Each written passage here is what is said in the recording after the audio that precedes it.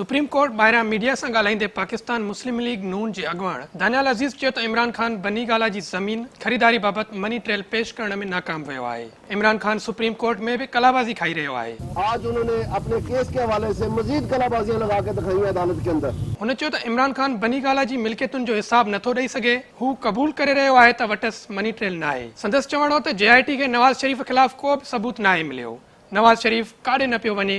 हाँ रुगो इमरान खान न पर सॼी पार्टी नाल थियण वारी आहे। पहला फेज के नवाज शरीफ जा रहा है, दूसरा फेज के दोनों जा रहे हैं। अब तीसरा फेज शुरू है कि नवाज शरीफ के बारे में कोई सबूत JIT नहीं ला सकी और इमरान खान के अदालत में एतराफी बयान आ चुके हैं। इमरान खान इसराइल ऐं भारतीय कंपनियुनि खां पैसा वरिता। नून लीग अॻुवाण दानियाल अज़ीज़ चयो त हू इमरान खान खे पकड़े अदालतुनि आरोप पेश कंदा। उन मौक़े ते हनीफ़ अब्बासी जो चवण हो त इमरान खान चवंदो आहे त लंडन फ्लैट 1983 में 1,17,000 पाउंडनि में ख़रीद कयो। हाणे उन में 500 पाउंड जी वाध थी आहे। संदसि बयाननि में फ़र्क़ु आहे।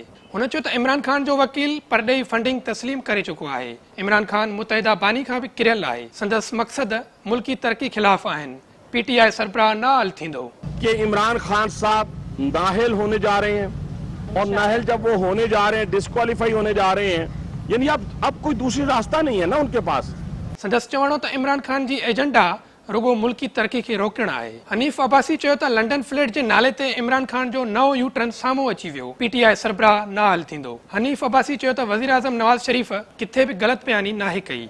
तलाल चौधरी चयो त इमरान खान जी मनी ट्रेल खूह में किरण वञी रही आहे। अदालत मनी ट्रेल घुरी ऐं हुननि पेश कई। हाणे सुप्रीम कोर्ट मां भॼण जी कोशिशि करे रहिया आहिनि। खेनि पकड़णो न पर भॼाइणो आहे। हिकु हिकु पाई जो हिसाब वरितो वेंदो। हुन चयो त इमरान खान त उहो आहे जंहिं लंडन मेयर जी चूंड में हिकु यहूदी जी हिमायत कई। लंदन के मेयर के उम्मीदवार जो कि मुसलमान भी है, पाकिस्तानी भी है, उसके मुखालिफ एक यहूदी को सपोर्ट करते हैं। हू फिराड कंदड़ कप्तान आहे जंहिं $25,000 ख़ातिर पाकिस्तान मां क्रिकेट छॾे ॾिनी। इमरान खान ने उस वक्त के मुताबिक अपनी कीमत $25,000 लगवाई, पाकिस्तान की क्रिकेट टीम को छोड़ा। संदसि चवणो त इमरान खान बनी गाला जी मनी ट्रेल बि फराहम न कई आहे। संदसि सियासत मनी ट्रेल जे खूह में दफ़न थियण वारी आहे। आज उसी मनी ट्रेल के कुएं में आपकी सियासत दफन होने जा रही है। तलाल चौधरी चयो त सुप्रीम कोर्ट ॿाहिरां लंगर वठंदड़ सियासी यतीमनि जो क़ब्रिस्तान बनी गाला में ठहंदो।